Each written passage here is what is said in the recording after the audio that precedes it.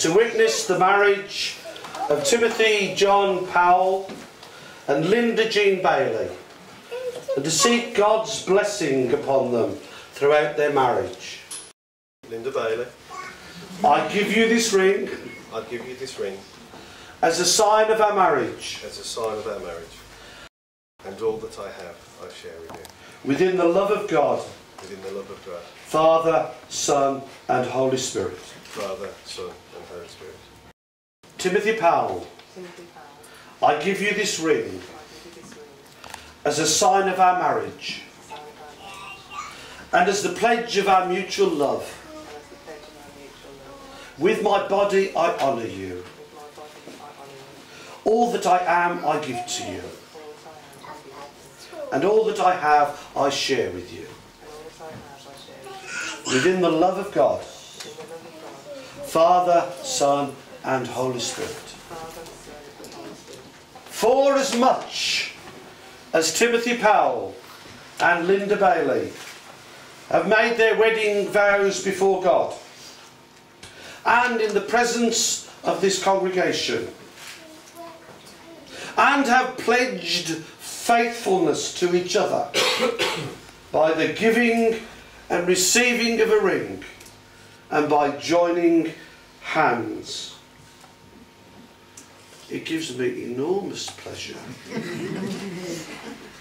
to now pronounce them husband and wife, in the name of the Father and of the Son and of the Holy Spirit, who therefore God has joined together, let no man put asunder.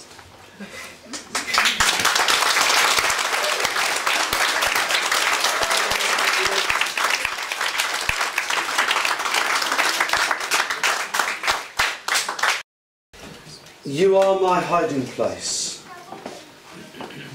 You always fill my heart with songs of deliverance. Whenever I am afraid, I will trust in you. I will trust in you. Let the weak say, I am strong in the strength of the Lord. Do you know the words of that song are so simple? Those are the full words of that song. And yet they carry with them such a deep and profound meaning. When I first heard Barbara sing it, I was filled with such emotion. The tears were just streaming down my face, and I wondered whether I could allow her to sing it today without me ending up a bubbling wreck. Now those who know me might well say, well, that's nothing new. So they'd probably be right. But you know, for the words of any song to have such a powerful effect upon someone, that person must surely have either experienced already what the words are saying, or else been longing in their hearts to experience it. Otherwise they're just simply nice words to a nice tune. You know, I've often heard it said that church and religion is really just for the weak and the needy people in this world who need a crutch to lean on. There is, of course, a small measure of truth in that statement. The church does provide enormous comfort and help to the weak, to the needy, to the oppressed in this world. And I thank God for that myself, because what else can such people do? Who else can they turn to in our modern, self-sufficient, independent, dog-eat-dog society? However, I would just question whether Jesus held that view of the church as he was being crucified, that it's for the weak and helpless. Or Paul the Apostle as he was imprisoned for his faith. Or those early disciples as they were stoned to death or thrown to the lions. Church is for the weak and helpless and needy. But enough of that. We'll save such matters for late night debates after barbecue. Those in the Powell family will understand that joke. I'm sorry if you're not. This is a wedding celebration. What's all this got to do with Tim and Lynn? Well, actually quite a lot. You see, every single one of us, you know, even the most macho of men, when we're really being honest with ourselves, have to admit that there are times in our lives when we desperately need a hiding place. A place, or more often than not a person, where we can go, be strengthened, be comforted, be encouraged, be protected. No man's an island. God never intended him to be. When he created Adam from the dust of the earth, and we'll argue about that one as well after a barbecue, he said that it was not good for man to be alone. So he formed the woman out of one of Adam's ribs. And he then instituted marriage as the foundation stone for all of society. As I read earlier on in the marriage ceremony, for this cause shall a man leave his father and mother, and shall be joined unto his wife, and the two shall become one flesh. And Tim and Lynn Powell, first, I'm going to be first. That's exactly what you've just done here today. And you both now have a hiding place in each other. But I do have to tell you something. Mind you, you've probably worked this one out already. Today, your wedding day, is an event. But marriage is a process that just starts today. The marriage relationship is very similar to having a relationship with God. People often say to me, oh, I believe in God, but I don't have the faith that you've got. What they don't realise is that faith is all about a living relationship.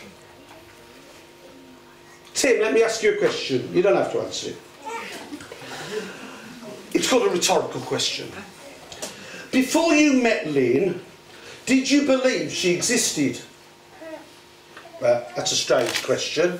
Shall I rephrase it? Let me put it this way. In all those years of being a single man, did you believe deep down that somewhere out there was your Lynn?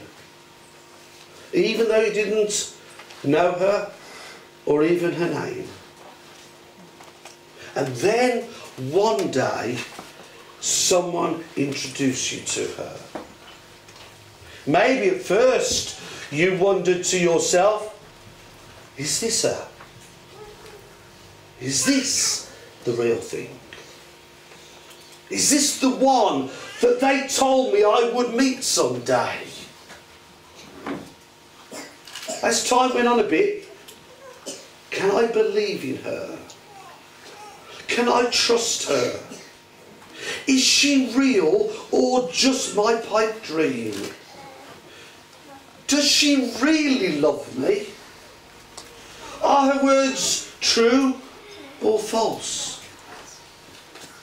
And Tim, maybe little by little, you took steps steps of faith in that relationship, slowly but surely you discovered for yourself that she was the real thing, that she is the real thing. And now you need no more convincing. You believe in Lynn, not because of what others have said about her, not even because of what she herself has said to you, but because you've discovered for yourself who she is. And you love her passionately. Tim, that's faith. People of God, people of the church congregation, that's faith in a nutshell. It's not blind faith in some words from a dusty old Bible. It's faith born of relationship and experience. And just as my faith in God, however strong others may perceive it to be, it's still growing by the day as I walk through life with God, experiencing all of the ups and the downs of this troublesome world. So your faith in Lynn will continue to go from strength to strength as you walk together in sickness and in health,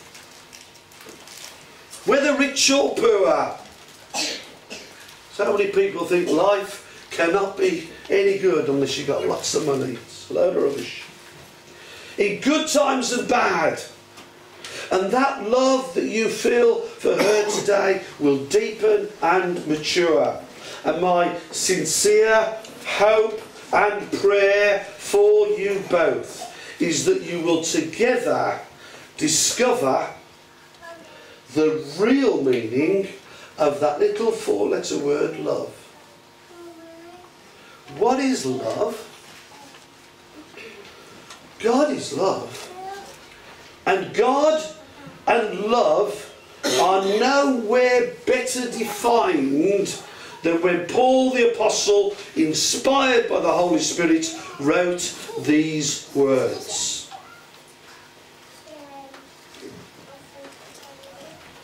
Love is patient. Love is kind. It does not envy. It does not boast. It is not proud. It does not dishonour others. It is not self-seeking.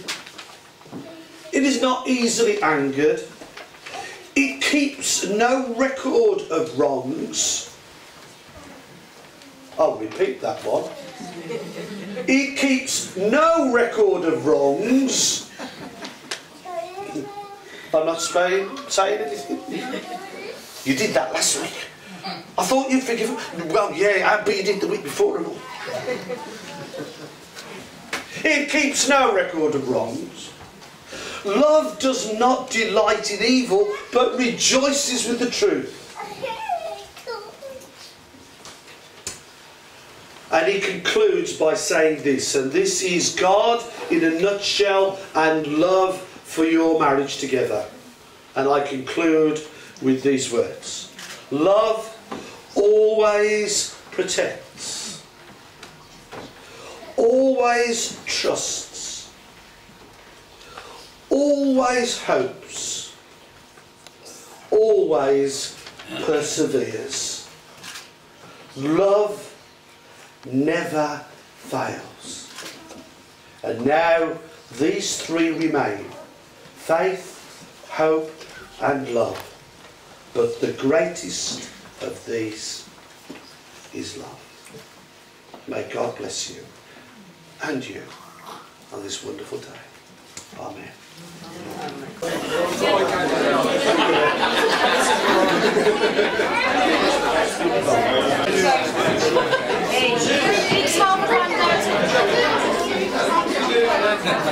Stick it on that. The bride